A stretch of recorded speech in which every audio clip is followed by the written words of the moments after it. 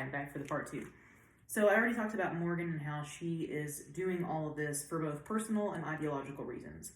On a personal level, she is trying to get vengeance for what was done to her mother. And it's a soft form of vengeance, actually. Nobody dies, nobody gets raped. So it's kind of a merciful vengeance, but she feels honor bound to do that and get that revenge against Arthur and to embarrass him and to embarrass his city on behalf of her mom and what happened to Morgan as a result of that. On an ideological level, she's saying essentially this whole idea of Camelot, that you have this perfect city where everybody is going to do the right thing, is BS. This isn't attainable, this isn't maintainable. You are asking too much of regular human beings, and all these rules that you've given them are not really able to be sustained. And she designs this whole scenario to demonstrate that, and she does it rather perfectly. Even though it's not Arthur who falls into the trap, her point is still made, and in fact made even better by the fact that it's Gawain who falls into it, because he is just so pure and sweet. And if he can't follow these rules, can anybody? And the answer is no. But we need to go back a little bit to kind of talk about the original Arthurian tales. So the stories of King Arthur and Camelot and Guinevere changed enormously over time. There wasn't like one, this is the canon story, this is the one story. Again, kind of similar to Native American myths, there's lots of different versions. In the original, long time ago versions, they came from the Welsh, and this is one place that they came from. You don't have to know this, but just in case you're interested in it, there's a book called the Mabinogion, and that is where a lot of these Welsh myths come from. And again, remember, the Welsh are sort of the original Britons who were there before the Saxons got there, and they got kicked out and stuck into that corner, which they called Walize, which means foreigner, and that's where we get the name Wales. So in the original Arthurian stories, we don't really know if there was a real Arthur. A lot of people have theories. You're welcome to Google this. Some people have made a pretty strong case for him being like a Roman centurion who ended up fighting for the British, and there's all these different theories people have. Kind of like Beowulf, not really sure how real he is or not, but he's become this figure of legend. In the original story, Guinevere, I'm not even going to attempt actually to pronounce the original name, Guinevere, right there, but that's what it was. In the original Welsh, she was not just a queen, she was a goddess. And she was actually a trinity goddess. There were 3 versions of her: a young woman, a middle-aged woman, and a crone. And she had all the power in the scenario, and Arthur had to marry her in order to establish dominance over the land. So the power in the scenario actually came through this version of Guinevere.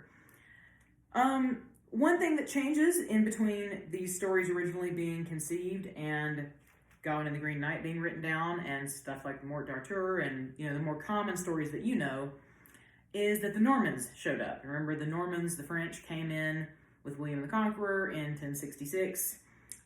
He came in pretty brutally, and we talked about how for a long period there, anybody who was anybody was only speaking French, and English was the hick language. We'll talk about kind of how that changed later on. But the French society, including people like Eleanor of Aquitaine and the ideas of courtly love, ended up changing a lot in England, and one thing that was really altered were these Arthur myths. And a thing that kind of came with that culture and with that shift was a huge change in the way that women were portrayed.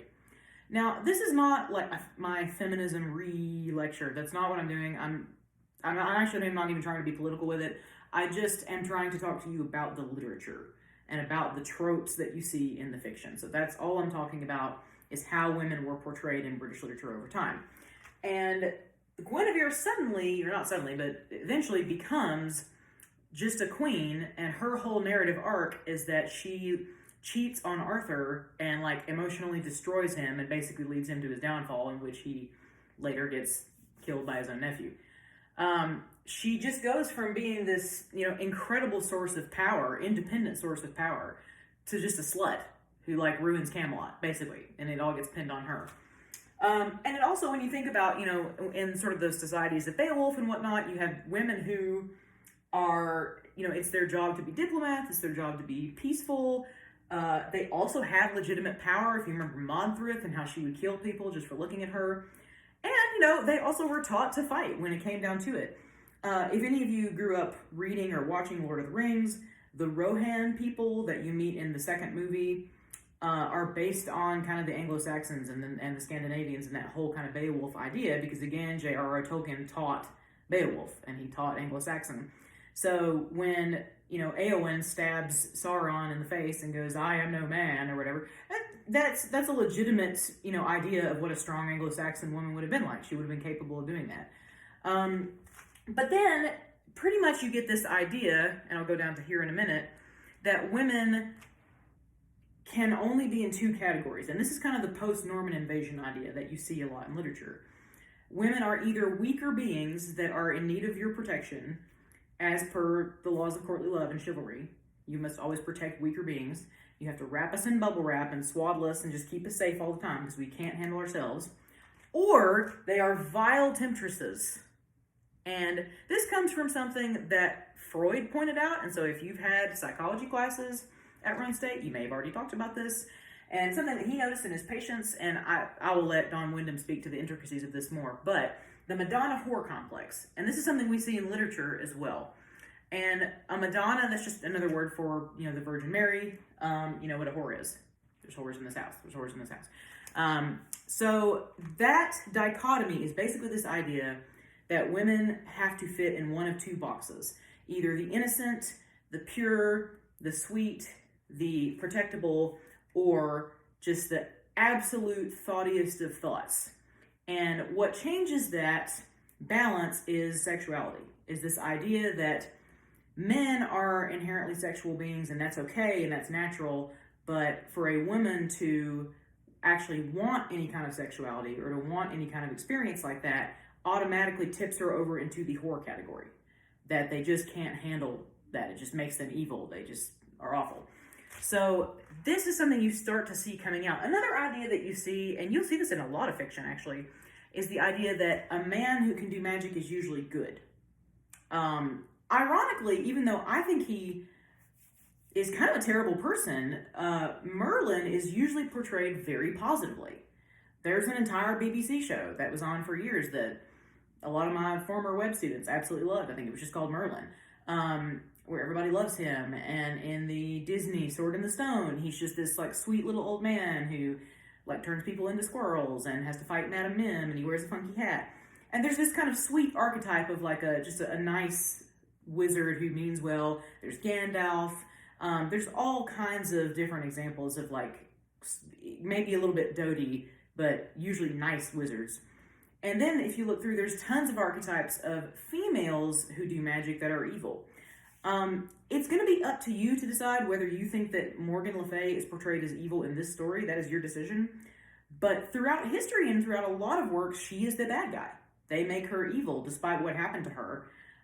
Sometimes they combine her with another sister that Arthur had called Morgause or Morgase. I'm not actually sure how to pronounce that. I think it's Morgause.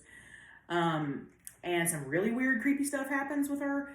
But, there's the Wicked Witch of the West, Evelyn from Masters of the Universe. You can go on and name all these kind of negative witch archetypes.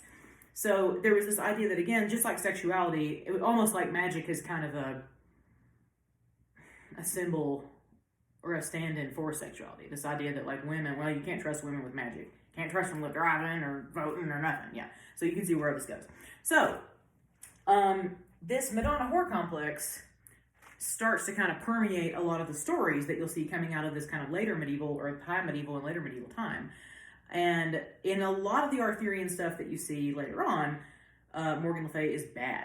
And she becomes kind of a pattern off which other bad witches are kind of modeled later on. That's one reason that so many people really enjoy the musical Wicked, because I've only actually seen it one time, but it takes the opportunity to kind of go back and look at the character of Elphaba from The Wizard of Oz and kind of give her a different narrative, and she sort of becomes the star of it. So what's happening here is, again, one thing that I will talk about over and over again this semester is people, if you're a woman growing up in America or whatever, they try to give you this idea that things have only gotten better and better and better for us throughout history, and that's just not necessarily true. A lot of times it was more like this. And so there's a definite downshift in regard to how women are viewed, especially in literature. And you actually can still kind of see the idea of the Madonna whore complex a little bit, or the idea that women can be these vile temptresses, like that men are just, they're just trying to do the right thing and stay on the right path, and these women just are out here thoughting and just pulling them off the path, like no simp September. I mean, you still see this idea kind of represented. And I mean, it's maybe weird to talk about TikTok and memes, but who knows, probably 100 years from now, people will be looking at TikToks and memes as literature.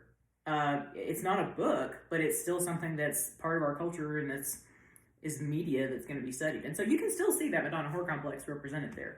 I'm not mad about it. I'm just saying it still kind of hangs around.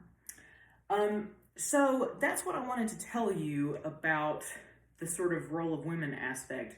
But you kind of get to decide what's the viewpoint of this author. Okay, like this is what most authors said about Morgan. This is what most authors said about Gawain. But this particular person who wrote Sir Gawain and the Green Knight, is there a bad guy here? If so, is it Morgan? Is it Bertiloc? Is it Bertiloc's wife? Or really is the whole thing just kind of a mockery of medieval society at the time? Is it really just a parody of the things that during this time, in high medieval time when it was written down, that they were expected to do? Is it a huge middle finger to the establishment? That's up to you. You get to decide that. I really don't know. People have different viewpoints.